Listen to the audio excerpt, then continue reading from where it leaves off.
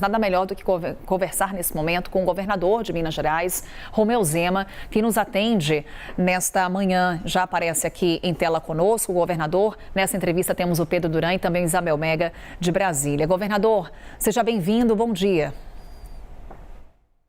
Bom dia, Carol, bom dia, Pedro, bom dia a todos que estão nos acompanhando. Um prazer estar aí com vocês. Bem, governador, estamos aqui falando de mortos, de desabrigados, muitos estragos em Minas Gerais. Hoje, qual é o raio-x que o governo de Minas tem sobre a situação no estado? E também lhe pergunto, governador, nesse momento em que famílias perdem familiares, amigos, quando a gente fala de mortos, quando a gente fala de prejuízos, todo mundo se pergunta quem é o culpado. Faltou um plano de prevenção no estado de Minas Gerais? Tem culpado nessa tragédia que estamos acompanhando em Minas? Bom, Carol, nós estamos falando de um problema histórico devido a uma ocupação desordenada de áreas de risco, muitas vezes sujeitas às inundações, aquelas áreas próximas a cursos d'água, ou então áreas sujeitas a deslizamento de terra.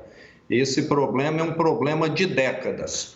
Mas na minha gestão, nós temos tido uma queda constante no número de afetados, de óbitos, inclusive, qualquer gráfico demonstra isso. Temos hoje uma defesa civil muito mais estruturada do que no passado, mas um problema que foi plantado durante décadas, você não consegue corrigir num curto espaço de tempo.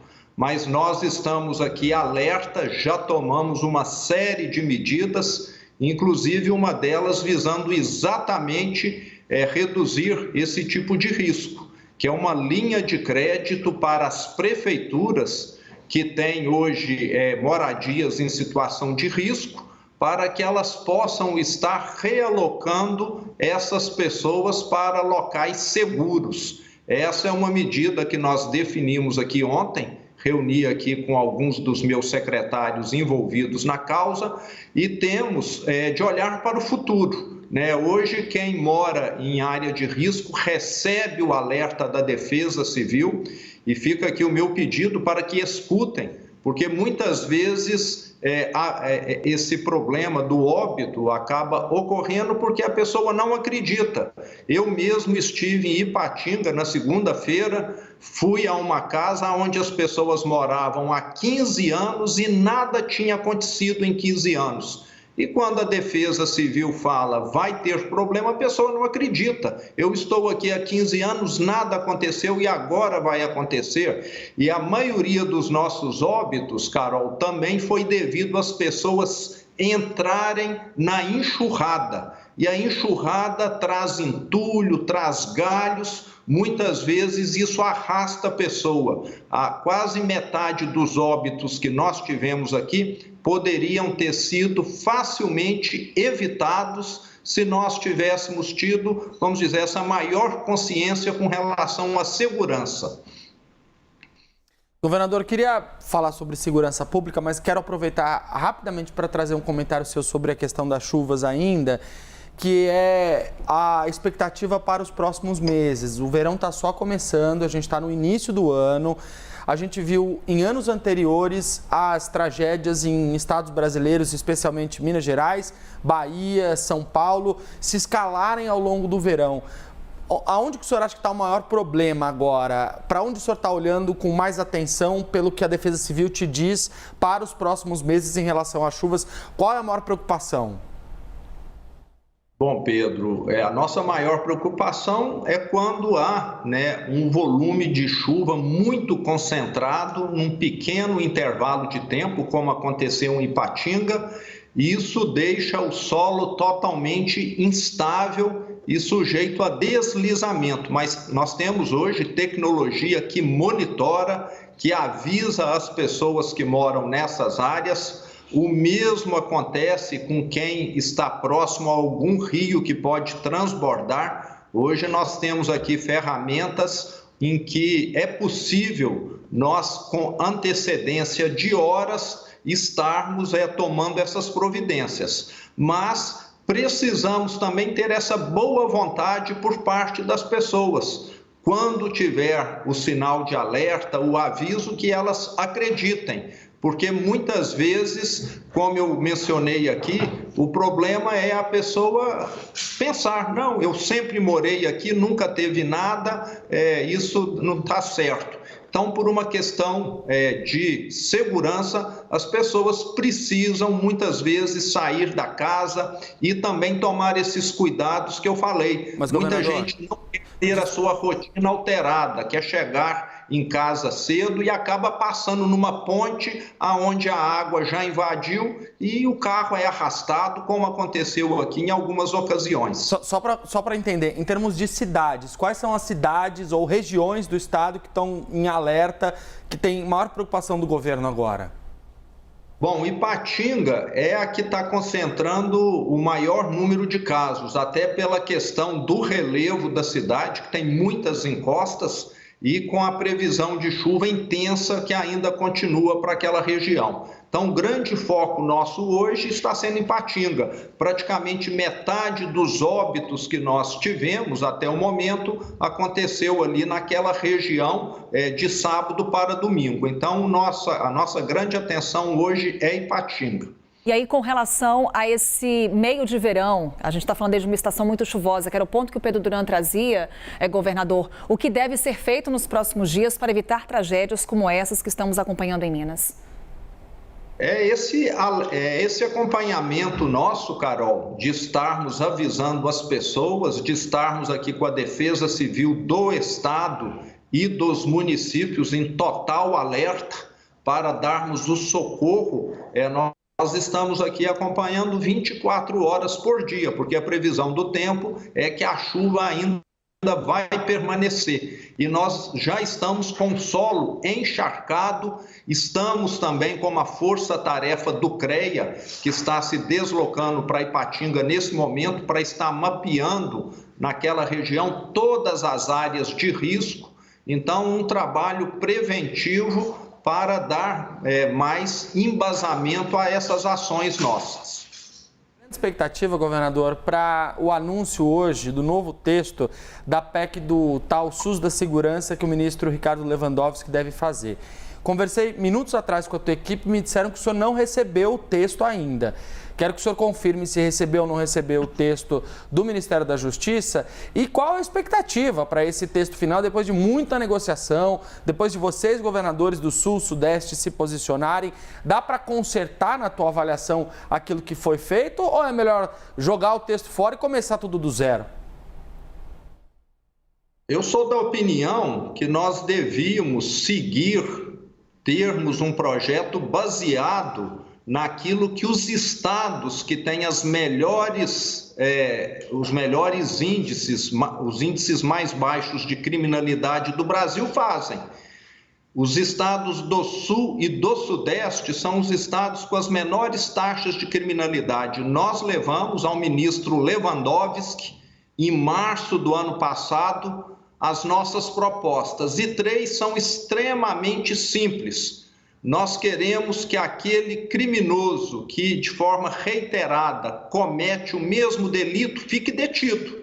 Isso é fundamental. Hoje nós temos pessoas que roubam, que furtam celulares 20 vezes, passam uma noite na cadeia e vão para a rua novamente para cometer, a semana que vem, o mesmo delito. Nós temos o caso das tornozeleiras eletrônicas. A pessoa está sob monitoramento de tornozeleira, rompe a tornozeleira e a justiça leva 1 ano para expedir um mandato de prisão. A pessoa fica 1 ano solta e deveria ter a sua prisão decretada automaticamente. Adulterar a tornozeleira deveria ser igual pular o muro do presídio. Você não precisa ter autorização judicial. E também darmos liberdade para as forças de segurança atuar. Hoje nós temos policial que vai abordar alguém que tem a característica X e amanhã ele vai ser acusado de ser xfóbico porque abordou aquela pessoa com aquela característica. Nós precisamos dar segurança, dar conforto para as forças de segurança. Coisas básicas. Se o básico não for feito, não adianta nós termos carteira de identidade nacional, é um avanço. Mas você continua com um bandido solto, com um bandido atuando. Não adianta ter o sistema integrado. É muito bom o sistema integrado, mas o bandido vai continuar solto. Então, nós temos, na minha opinião, de fazermos primeiro o básico. E tudo que está sendo proposto, muitas das medidas podem somar. Mas se o básico for deixado de lado, nada vai ser resolvido. Não adianta querer dar curso de inglês, de espanhol, para quem não aprendeu nem o português ainda. Governador, aproveitar que o Pedro já trouxe outros temas aqui para a nossa conversa, ainda nessa relação governo do Estado de Minas, governo federal, tem um outro tema que é a dívida do Estado de Minas Gerais com a União, que hoje está na casa de 60 bilhões de reais.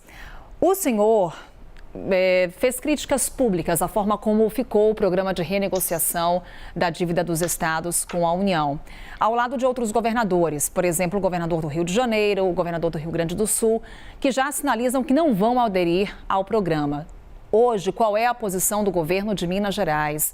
Minas Gerais, o senhor, governador Romeu Zema, pretende aderir ao programa da forma como está?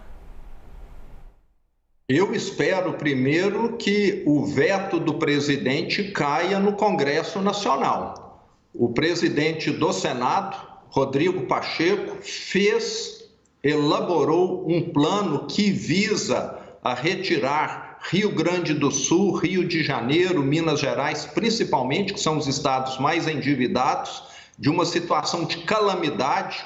Quando eu assumi aqui há 6 anos atrás, a folha de pagamento não tinha data para ser paga, os municípios estavam sendo extremamente prejudicados, porque o Estado não enviava o ICMS, o IPVA, o Fundeb, que eles têm direito, e nós vamos voltar para essa situação se não tivermos um pagamento viável por parte dos estados. O que a União quer cobrar é uma taxa de juros que não é factível, que não é viável, já foi demonstrado no passado isso. E nós não vamos aderir a esse plano a não ser que esses vetos caiam. Se os vetos caírem, nós vamos aderir. Eu quero agradecer o presidente do Senado, Rodrigo Pacheco. Ele foi o idealizador dessa proposta, muito bem intencionado, mas ela foi totalmente mutilada pelo governo federal e vai prejudicar não só Minas, como também Rio Grande do Sul e Rio de Janeiro. Espero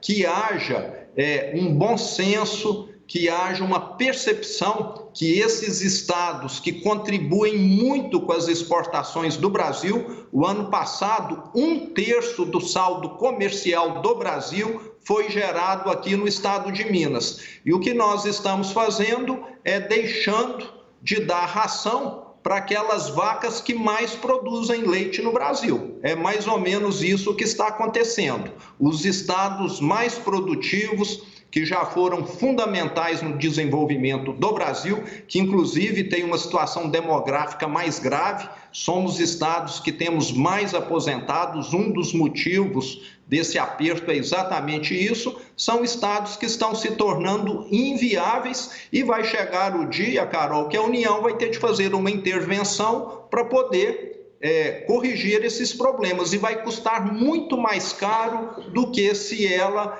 tiver esse bom senso no momento. Eu nem estarei aqui mais, eu só tenho 2 anos pela frente, mas o cenário é muito sombrio se não houver essa sabedoria, essa visão de longo prazo. Não só produzem leite, mas também produzem um queijinho mineiro, um pão de queijo maravilhoso. Vamos deixar o governador tomar o café da manhã dele. Obrigada, governador Romeu Zema, governador de Minas Gerais, nessa conversa aqui com a gente. Acompanhamos aqui a situação do estado de Minas com relação às chuvas. Governador, um bom trabalho por aí. Estamos também monitorando aqui na CNN Brasil.